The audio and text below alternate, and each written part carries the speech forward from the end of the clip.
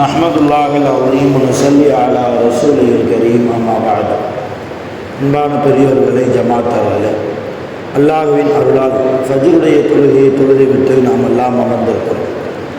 அல்லாஹ் ஜல்லஷானஹு வ தஆலா இன்றைய நாளை கைரு பரக்கத்துகள் நிறைந்த நாளாக, கெட்ட முடிவுகளை விட்டும், முசீபத்துகளை விட்டும், ஷைத்தான்களுடைய தீங்குகளை விட்டும், நோய் நொடிகளை விட்டும், உலகத்தின் ஆபத்துகளை விட்டும் பாதுகாப்பு பெற்ற நாளாக அல்லாஹ் இந்த நாளை நமக்கு அமைத்து தருவானாக.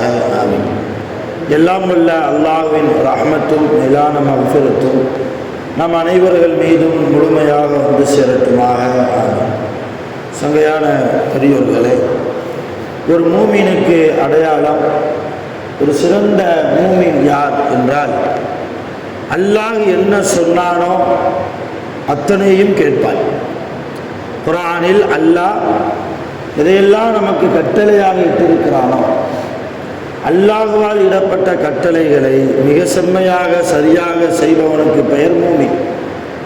அவன்தான் பரிபூர்ணமான இஸ்லாமிய மார்க்கத்தில் இருப்பவன் என்று பொருள்.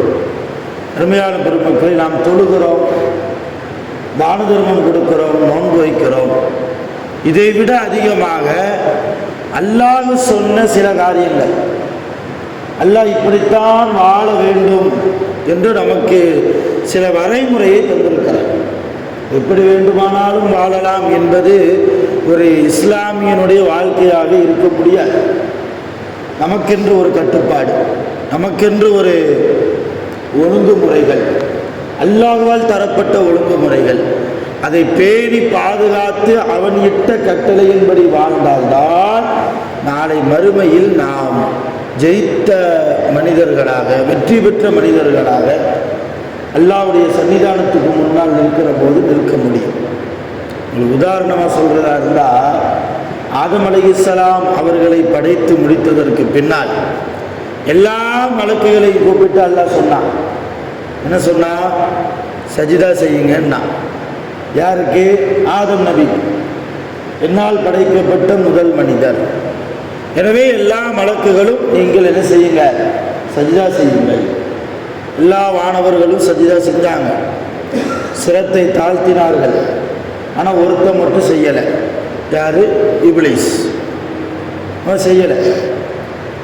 அல்லாஹ் ஏன்பா நீ செய்யலைன்னு கேட்கும்போது இப்லீஸ் சொன்ன காரணம் என்ன தெரியுமா? யா அல்லாஹ், ஒன்று நான் வணங்குவேன், ஒன்று நான் என்ன செய்வேன்? வணங்குவேன். காரணம், நீ என்னை படைத்திருக்கிற, எல்லாத்தையும் படைச்சது நீ தான், உனக்கு நிகர் யாருமே கிடையாது, உனக்கு துணை யாருமே கிடையாது. இன்னும் உண்மையாக சொல்ல போனா, ஷைத்தான் பேசின இந்த பேச்சு தான் உண்மையான தௌஹீதே. அதான உண்மையான தௌஹீதுனா என்ன? அல்லாஹ்வுக்கு இணை வைக்காம வாழ்றது தானே தௌஹீது. ஷைத்தான் அந்த தௌஹீதத்தை அங்கே பேசினா அல்லாஹ்ட்ட, யா அல்லாஹ், உன்னை மட்டும்தான் நான் வணங்குவேன், வேற யாரையும் என்ன செய்ய மாட்டேன். என் தலை, என் நெற்றி பூமியில் படுவதாக இருந்தால் அது உனக்காக மட்டும்தான் இருக்கும். உன் படைப்புகள் யாருக்கும் நான் என்ன செய்ய மாட்டேன், மரியாதை செலுத்த வேண்டிய அவசியம் எனக்கு இல்லைன்னா. அதோடு மட்டுமில்லாமல் நான் நெருப்பால் படைக்கப்பட்டவன். பெருமையும் அடித்தான். இந்த ஆதத்தை நீ களிமண்ணால் படைத்திருக்கிறாய், மண்ணை விட நெருப்பு தான் உயர்ந்தது என்று பெருமையும் அடித்தான். அதனால் அல்லாஹ் என்ன செஞ்சான்? பரவாயில்லையே, என்னையை மட்டும்தான் வணங்குவேன்னு சொல்கிறானே, என்னுடைய படைப்புகளை சிறந்தாழ்த்த மாட்டேன் என்கிறானே, பரவாயில்ல, நல்ல பையன்தான அல்லாஹ் போற்றுறானா, பாராட்டுறானா? அல்லது ரஜீம், ரஜீம்னா விரட்டி அடிக்கப்பட்டவன், சபிக்கப்பட்டவன் அர்த்தம் என்று சொல்லி அல்லாஹ் அந்த ஷைத்தானை பூமிக்கு விரட்டினான். என்ன செஞ்சா அல்லாஹ்? என்னைய வணங்குறது முக்கியம் இல்லை, என்னைய வணங்குறேன்னு சொல்லிட்டு என் பேச்சை கேட்காம இருக்கிறது ரொம்ப அனாச்சாரம். என்னையும் வணங்க வேண்டும், நான் யார் யார் இடத்தில் எப்படியெல்லாம் நடக்க வேண்டும் என்று சொல்லி இருக்கிறேனோ அவர்களிடத்தில் அப்படியெல்லாம் நடக்கவும் வேண்டும். இதுதான் தௌஹீத். அல்லாஹ் மட்டும்தான் நான் வணங்குவேன், பெரியவர்களை நான் மதிக்க மாட்டேன்னா அது தௌஹீத் இல்லை. அல்லாஹ் மட்டும்தான் நான் வணங்குவேன், நபிமார்களை மதிக்க மாட்டேன்னா அது தௌஹீத் இல்லை. அல்லாஹ் மட்டும்தான் நான் வணங்குவேன், சஹாபாக்களை மதிக்க மாட்டேன்னா அது தௌஹீத் இல்லை. அல்லாஹ் மட்டும்தான் வணங்குவேன், அல்லாஹ் பின்பற்ற சொன்ன நல்லடியார்களை நான் மதிக்க மாட்டேன்னு சொன்னால் அது தௌஹீத் இல்லை. அல்லாஹ் மட்டும்தான் நான் வணங்குவேன், அல்லாஹ்வுக்காக தியாகம் செய்து உயிரை நீர்த்த சுஹதாக்களை, சஹீதுகளை, அவுலியாக்களை, இறைநேசர்களை நான் மதிக்க மாட்டேன் என்று ஒருவர் சொன்னால் அது தௌஹீது இல்லை. தௌஹீத்னா எது தௌஹீத்? அல்லாஹ்வையும் வணங்கணும், அல்லாஹ் சொன்ன கட்டளையின் பிரகாரம் வாழவும் செய்யணும். கூடுமான வரைக்கும் வாழ்வதற்கு அல்லாஹ்விடத்தில் துஆ செய்து அதற்குண்டான முயற்சியிலையும் ஈடுபடணும்.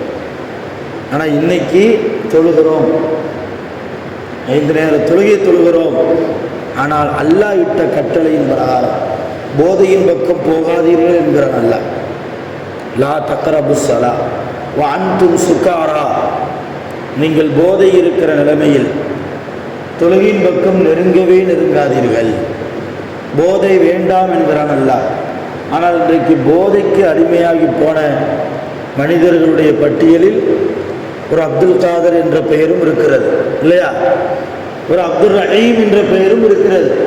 அல்லாஹ்வுடைய அடிமை என்ற பெயர் வைத்து கொண்டு அவர் டாஸ்மார்க்குடைய வரிசையில் இருக்கக்கூடிய கேவலத்தை பார்க்கணும். அது மட்டும்தான் போதையா? சில பேருக்கு வேறு சில போதைகள். போதைக்கு அடிமையாகி போன சமூகமாக அல்லாஹ் எந்த காரியத்தை செய்ய வேண்டாம் என்று சொன்னானோ அந்த காரியத்தை செய்யக்கூடிய சமூகமாக இன்றைக்கு முஸ்லீம் சமூகம் மாறிவிட்டது என்றால் எப்படிப்பட்ட சூழ்நிலை? நாளை அல்லாஹ் நம்மிடத்தில் கேட்பானா? இல்லை, எல்லாம் நான் உன்னை வணங்கினேன்னு நம்மளால் நெஞ்சு நிமித்தி சொல்ல முடியுமா? 60க்கும் 70க்கும் இடைப்பட்ட இந்த காலத்தில் அல்லாஹ் நமக்கு இட்ட கட்டளைகளை, மனைவியோடு எப்படி நடக்க வேண்டும், உன் மனைவி உனக்கு பொறுப்புதாரி என்றார்கள் நபிகள் நாயகம் ஸல்லல்லாஹு அலைஹி வஸல்லம். உன் மனைவி உனக்கு அமானிதமாக தரப்பட்டவள், அவள் விஷயத்தில் நீ அல்லாஹ்வை அஞ்சிக்கொள் என்றார்கள் நபிகள் நாயகம் ஸல்லல்லாஹு அலைஹி வஸல்லம். அஹ்மது இப்னு ஹம்பல் ரஹ்மத்துல்லாஹி அலைஹி அவங்க சொல்கிறாங்க, 40 வருஷம் என் மனைவியோடு நான் வாழ்ந்திருக்கிறேன். யார்? அஹ்மது இப்னு ஹம்பல் ரஹ்மத்துல்லாஹ், ஹம்பலி மதுஹபுடைய இமாம். அவங்க சொல்கிறாங்க, 40 வருடம் என் மனைவியோடு நான் வாழ்ந்திருக்கிறேன், ஒரு சண்டை கூட வந்ததில்லை. 40 வருஷம் குடும்ப வாழ்க்கையில் ஒரு சண்டை கூட எங்களிடத்தில் வந்ததில்லை. அது எப்படி சண்டை வராமல் இருக்கும்? ஆச்சரியத்தோடு மாணவர்கள் கேட்டபோது அஹ்மது இப்னு ஹம்பல் ரஹ்மத்துல்லாஹ் சொன்னாங்களா, நான் கோபமாக இருந்தால் என் மனைவி அமைதியாகிடுவாங்க, என் மனைவி கோபமாக இருந்தால் நான் அமைதியாகிடுவேன்.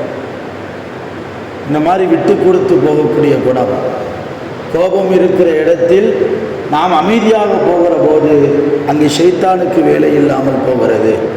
கணவன் மனைவி 2 பேரும் சண்டையிடுகிற போது ஷைத்தான் பார்த்து கைதட்டி சிரிக்கிறான், அல்லாஹ் வெட்கப்படுகிறான். என்ன இவனுக்கு இவ்வளவு அழகான ஒரு வாழ்க்கையை கொடுத்தும் கூட, குடும்ப வாழ்க்கையை நசீபாக்கியும் கூட அவன் வாழ தெரியாமல் பிரச்சனையிலேயே கழிக்கிறானே, சண்டையிலேயே கழிக்கிறானே, அல்லாஹ் வெட்கப்படுகிறான். எனவே நான் இந்த ஹதீஸிற்கு பயந்தவனாக, யார்? அஹ்மது இப்னு ஹம்பல் ரஹ்மத்துல்லாஹ் சொல்கிறாங்க, என் மனைவி கோபமாகிற போது நான் அமைதியாக இருப்பேன், நான் கோபமாகிற போது என் மனைவி அமைதியாக இருப்பாள்.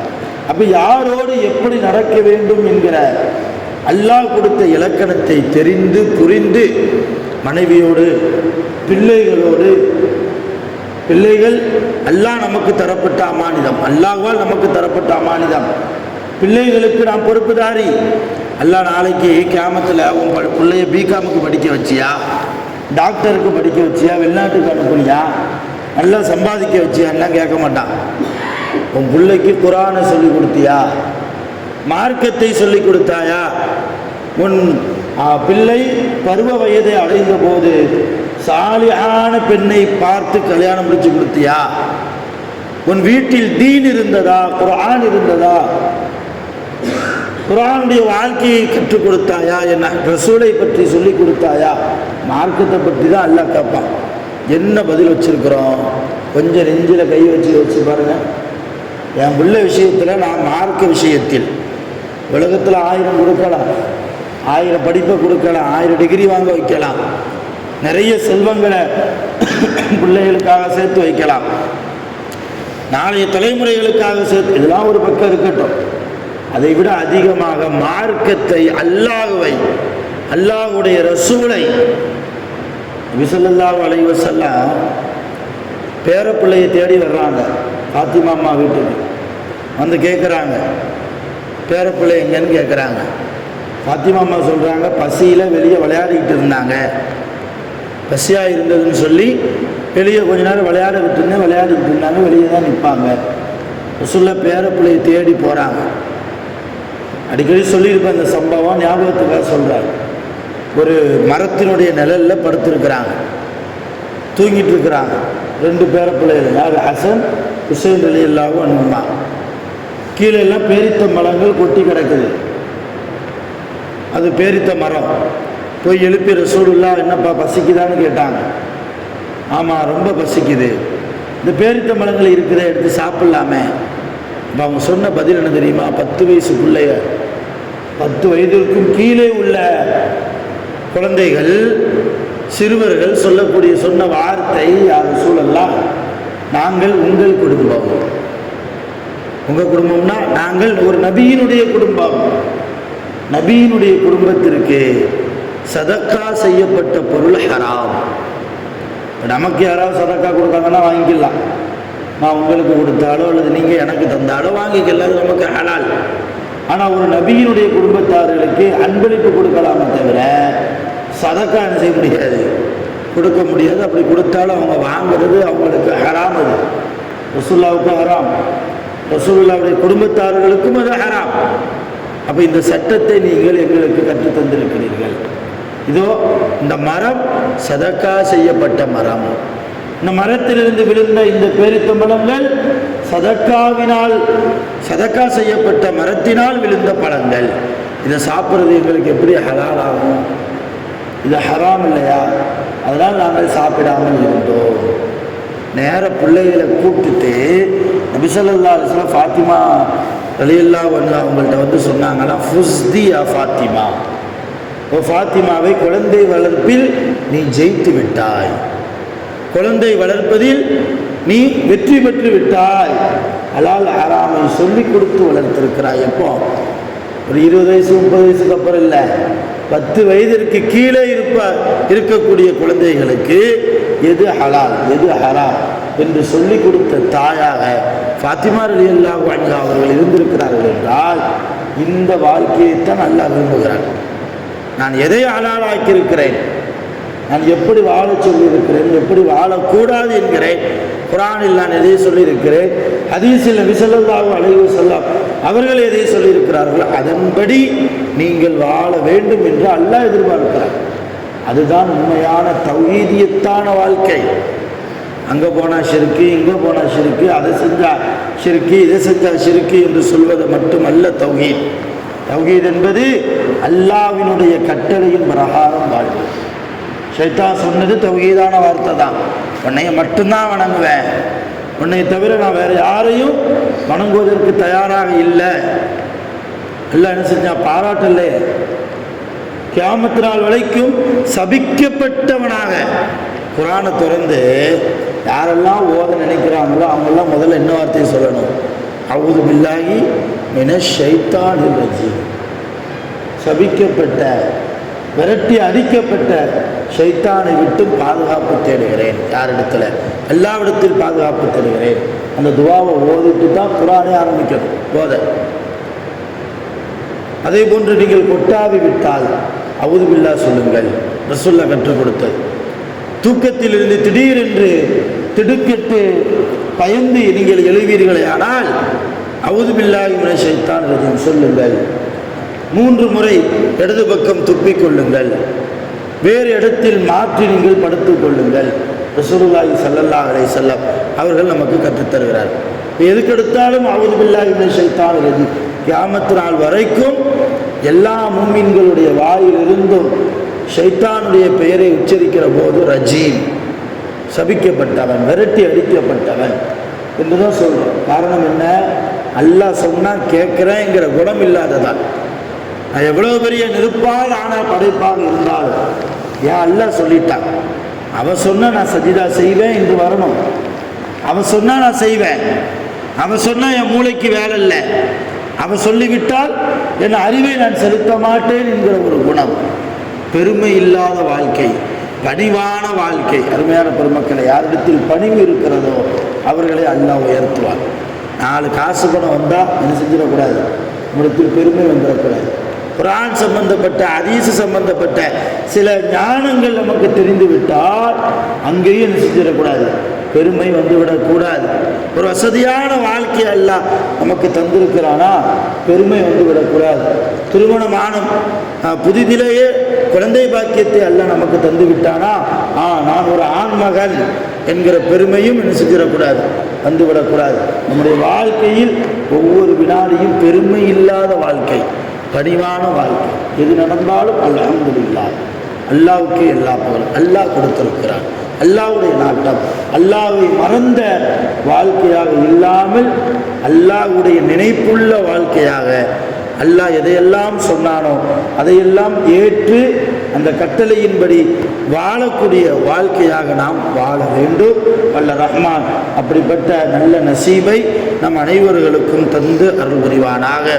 மரணத்தின் போது கலிமாவை முடிந்து ஸலவாத்தை முடிந்து சிரித்த நிலைமையில் மரணிப்பதற்கு வல்ல ரஹ்மான் நம் அனைவர்களுக்கும் அருள் புரிவானாக.